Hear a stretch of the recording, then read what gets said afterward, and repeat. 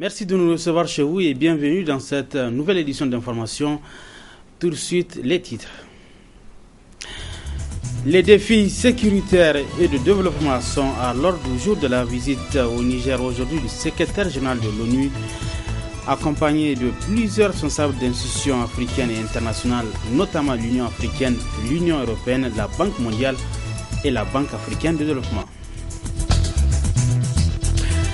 Hajj 2013, l'heure est au bilan. Des pèlerins s'interrogent sur la direction prise concernant donc la somme versée sur la restauration. Qu'est-ce qui s'est réellement passé à Mina? Précision dans ce journal.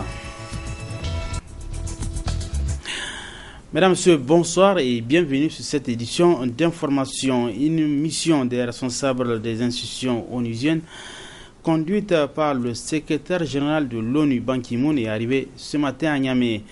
Une visite qui entre dans le cadre d'une tournée dans 5 pays du Sahel, initiée par l'Organisation des Nations Unies.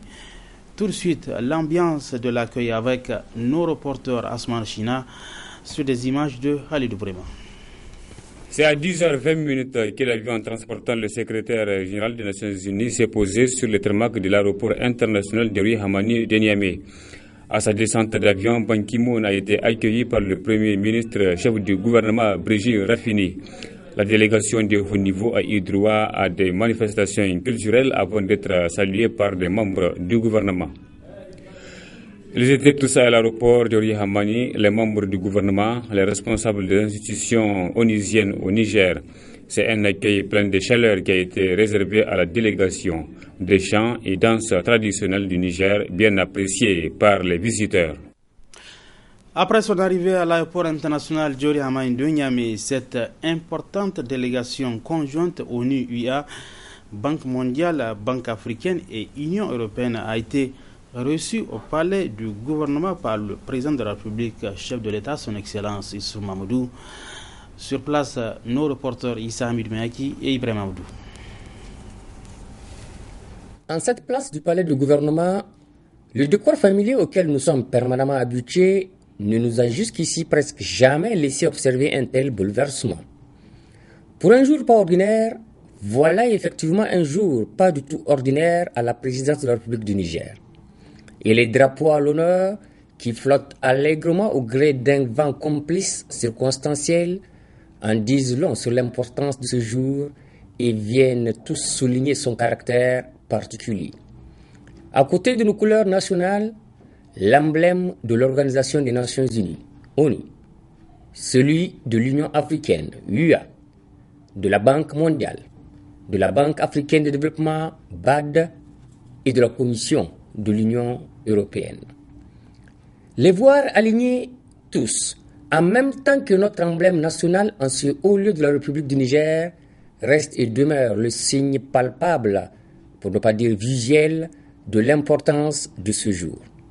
En fait, pour être juste et exact, voici d'ailleurs même un jour particulier pour le Niger, particulier pour les Nigériens et son président de la République qui accueille d'un trait, d'un coup et d'une traite pratiquement l'ensemble des grands décideurs économiques, financiers et politiques à l'échelle mondiale ou continentale.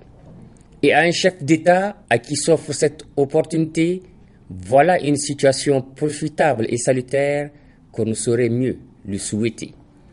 Le président de la République du Niger, à qui sourit donc cette chance, n'a pas à s'en plaindre. Au contraire, ce jour est du genre mémorable pour un chef d'État dans la gestion des affaires publiques qu'il est judicieux de savoir capitaliser à fond. Cette entrevue vaut toute sa signification et épargnerait certainement des déplacements inutiles, voire foireux. Grand jour pour recevoir nos hôtes, 2 Asiatiques, un Européen, une Africaine. Certes, mais nous tenons à mentionner la présence remarquable de 2 illustres de nos compatriotes. Il s'agit de Ibrahim Hassan Mayaki, tout à côté de Zuma, de l'Union africaine, et de Mohamed Lamine Zen, tout proche du patron de la Banque africaine de développement, BAD. Un jour, donc pas ordinaire, et illuminés ainsi par ce mérite reconnu à des Nigériens qui ouvrent, disons, la voie aux autres. Ibrahim Hassan Mayaki au NEPAD est pour Madame Zuma de l'Union africaine ce que se révèle désormais Mohamed Lamine Zen pour Kaberuka de la Banque africaine de développement. À l'occasion de la visite au Niger du secrétaire général de l'ONU, le président de la République, Issoufou Mahamadou, a lancé un appel à l'action sur les défis démographiques dans le Sahel. Un appel lancé depuis la tribune du Palais Congrès de Niamey devant un panel d'invités. Le résumé avec Hassan Salem Safa. Cette visite de haut niveau est une opportunité que le président de la République a saisie pour lancer un appel à l'action sur les défis démographiques en Afrique, notamment au Sahel. Un appel du président Issoufou Mahamadou au nom des autres chefs d'État et de gouvernement des pays du Sahel. La vraie richesse de tous les pays, en particulier ceux du Sahel, réside dans les peuples. La population des pays du Sahel est majoritairement jeune. Par exemple, 2 Nigériens sur 3 ont moins de 24 ans. C'est à la fois une chance et un défi majeur. C'est un défi majeur car ces jeunes doivent être nourris, éduqués et soignés. Une fois formés, ils doivent trouver des emplois. C'est une chance car ils constituent un immense potentiel de production de richesses. Les pays du Sahel peinent à exploiter ce formidable potentiel car beaucoup d'enfants meurent encore avant leur 5e anniversaire. Et plus de la moitié sont malnutris. Toutes les filles et tous les garçons ne bénéficient pas d'une éducation adéquate. Les pays du Sahel peinent à exploiter ce potentiel car les jeunes filles sont en butte au mariage précoce qui mettent en danger leur vie et celle de leurs enfants. Certes, au niveau mondial, le Niger est depuis 1990 le pays ayant réduit le plus considérablement la mortalité infantile. Nous avons également réduit la mortalité maternelle. Nous avons fait aussi beaucoup de progrès dans le domaine de l'éducation. Cependant, il y a encore beaucoup d'efforts à faire. En effet, quand je regarde vers le futur, je constate que la génération de mes enfants sera numériquement 3 fois plus importante que la mienne. Cela signifie que vont s'accroître tous les besoins futurs, alors même que les besoins présents sont loin d'être satisfaits. Nous devons créer les conditions nous menant vers plus d'opportunités productrices de biens, faire en sorte que, par exemple, la modernisation du secteur rural aide à atténuer la pression sur les terres, pression génératrice de conflits, et que cela accroisse la prospérité des Nigériens.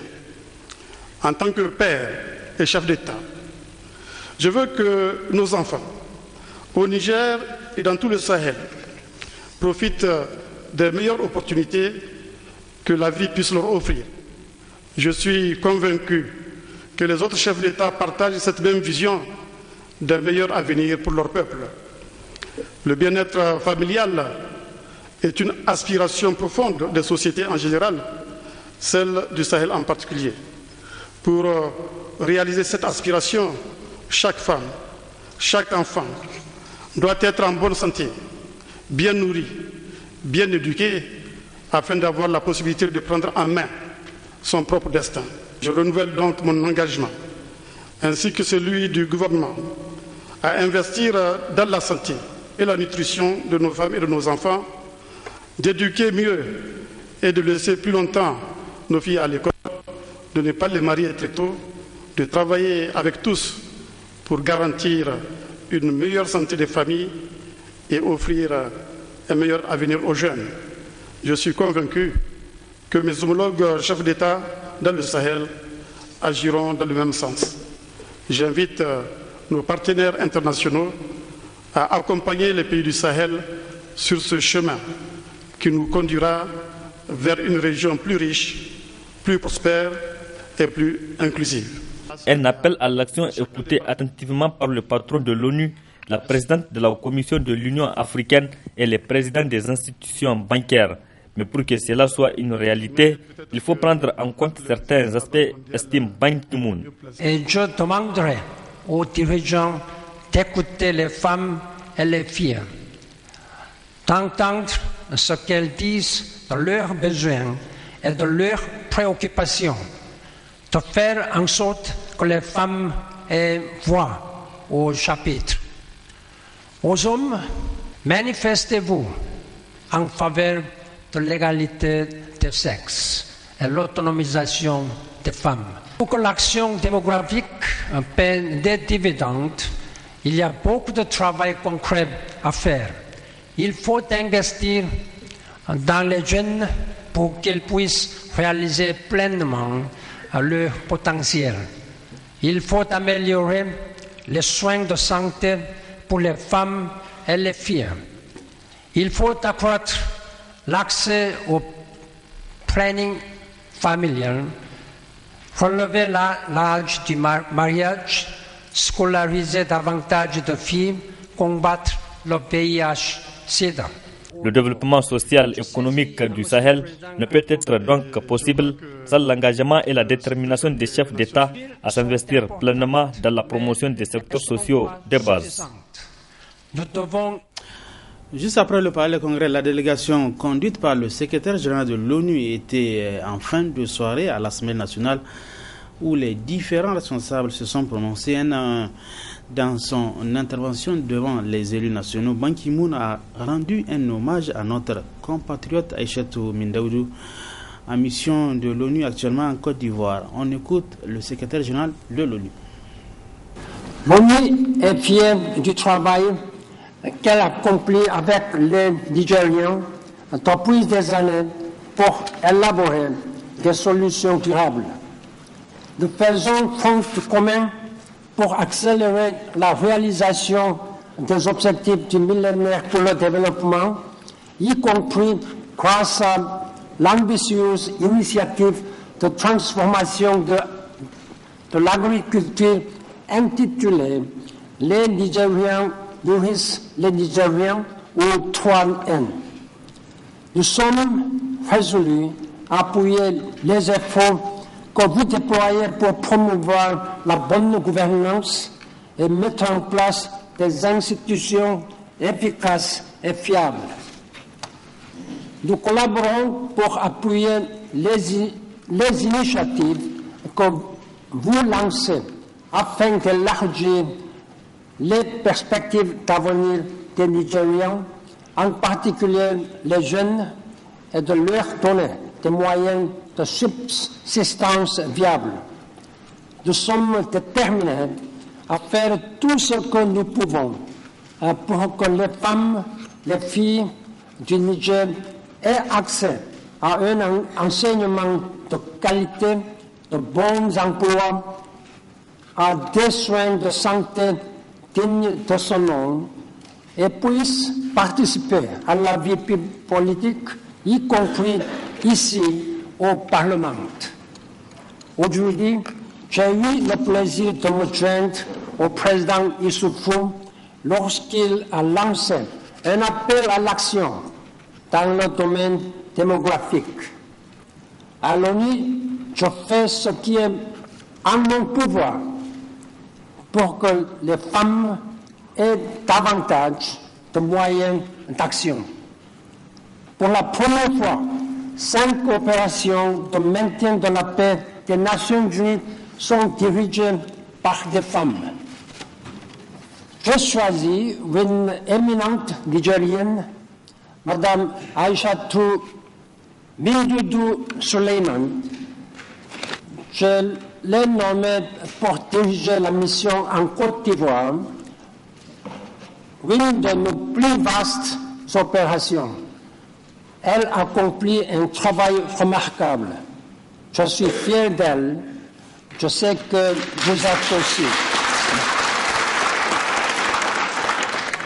Le Niger contribue au maintien de la paix et de la sécurité mondiale par beaucoup d'autres moyens également.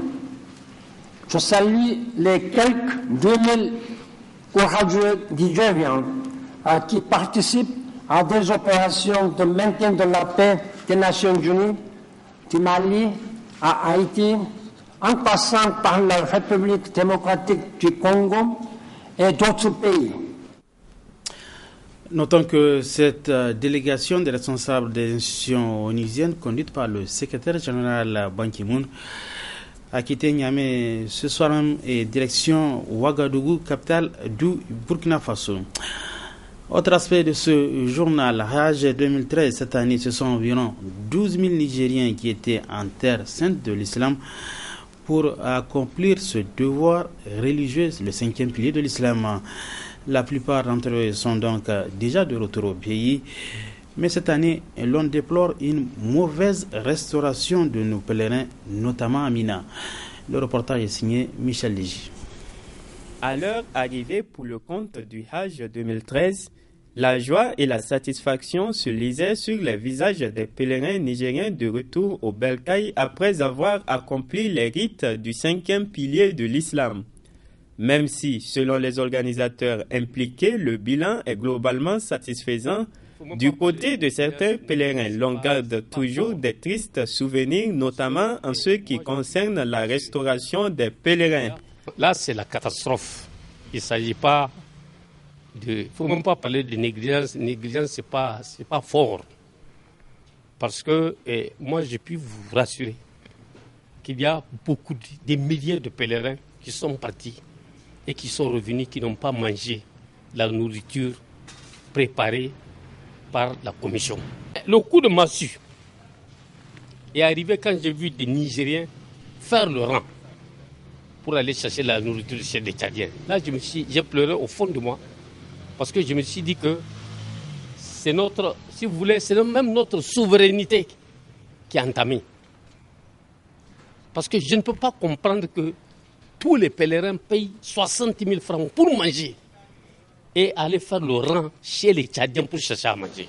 Même avis du côté de certaines agences de pèlerinage comme Amana Islam. Nous-mêmes, pratiquement, nous avons passé une journée sans avoir accès au repas. On n'a pas eu le repas quotidien même toute la journée parce qu'on s'est plaint même au niveau de la Koho. Et il fut un temps même que le restaurateur même a dit qu'il est fatigué, il va interrompre le contrat. Moi, je ne sais pas comment ils se sont arrangés pour continuer parce que vraiment, sérieusement parlant, la restauration là, si on peut revoir ça, l'essentiel c'est vraiment de laisser les gens, de ne pas prendre les frais de restauration là, laisser les gens se manger à leur faim avec leurs sous. N'eût été ces manquements dans l'ensemble, la commission en charge de l'organisation du Hajj et la Umrah semble gagner le pari cette année en ce qui concerne l'organisation du pèlerinage proprement dite. Il revient donc à tous les acteurs de prendre en compte ces manquements pour une meilleure organisation des pèlerinages à venir. Fin de cette édition d'information. Merci à vous de l'avoir suivi. C'est toujours en compagnie des programmes de la télévision Labari. Bonsoir.